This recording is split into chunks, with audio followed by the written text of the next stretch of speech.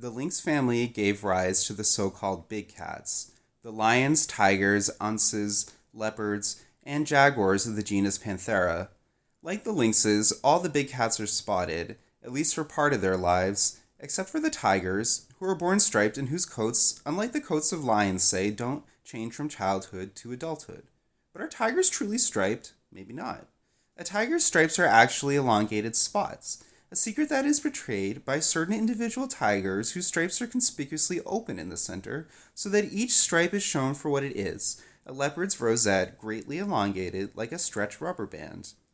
Beginning about 2 million years ago with the appearance of the clouded leopard, bearing the beautiful name of Neophelis nebulosa, the big cats evolved in increasingly larger sizes to hunt increasingly larger prey.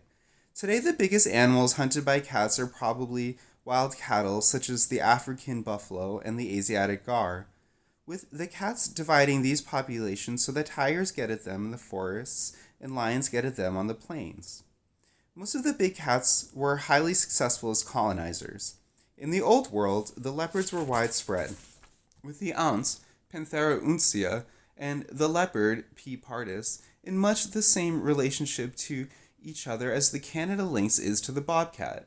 The ounce adapted for snow-covered mountains, and the many races or subspecies of the leopard adapted for the jungle and bush. In the New World, the jaguar managed to colonize most forested parts of the Americas except in the far north, thus competing for the deer-sized prey with its older and more gracile cousin, the puma. Few animals, however, have ever been as successful as the lions. The most recent of the Panthera, lions, evolved on the African savannas only 700,000 years ago, probably to the consternation of our ancestors, and soon after, long before our ancestors thought of doing anything similar, the lions colonized the rest of the planet. Until very recently, lions were almost everywhere that glaciers were not. They lived in North and South America, all across Asia, and down into India. They lived in Europe and on the British Isles. They lived in the Middle East and throughout the continent of Africa, where of course they remain to this day. Australia and the Pacific Islands were about the only places the lions had not found. In keeping with the tendency of animals to be very large in the northern parts of their ranges, the northernmost lions were enormous. These were the cave lions. Having survived the Ice Age, their hair would have been longer than the hair of their southern relatives. They may have been quite fluffy. Only recently extinct, they certainly coexisted with people in Europe, Asia, and the Americas, and may have been observed by at least one Chinese painter who made a scroll showing a huge fluffy cat, tigerish but not a tiger, whose pale fur was plain except for some stripes around its tail and knees. Perhaps this painting shows a cave lion. If so, it would not be the only cave lion image left by people by any means.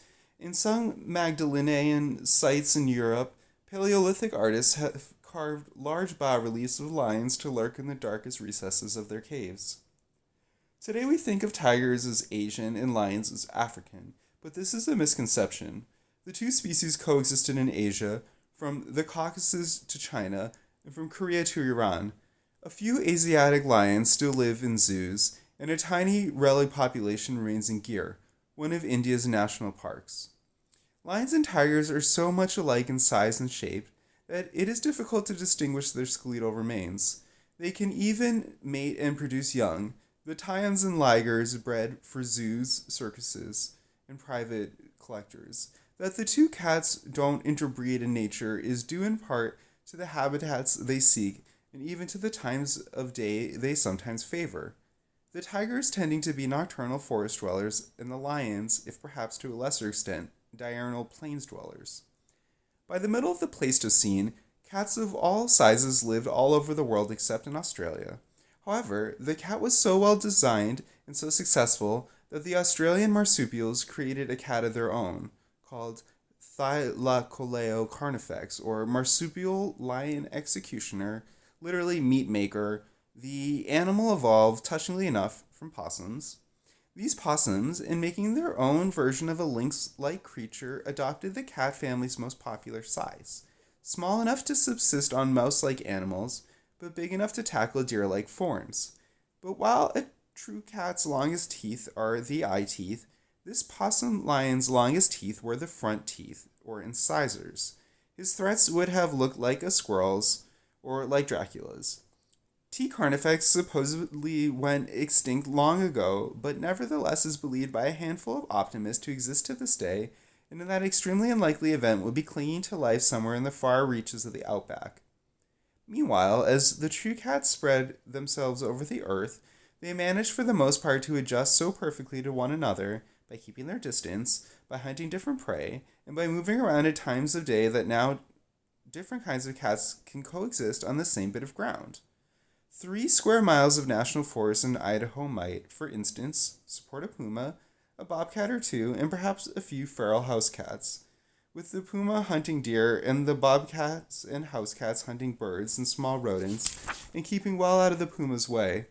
A few square miles of tropical rainforest might similarly support a jaguar, a puma, or an ocelot or two, and one or more varieties of the small spotty cats.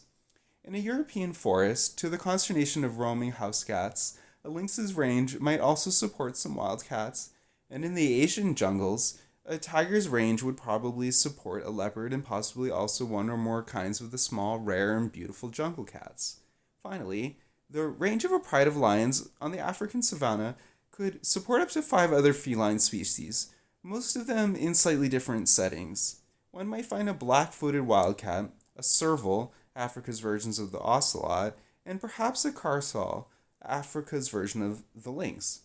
Larger cats might live there too, perhaps a leopard to hunt in the long grass and thickets, and a cheetah to course the open plains. Such cats are competitive and mutually hostile.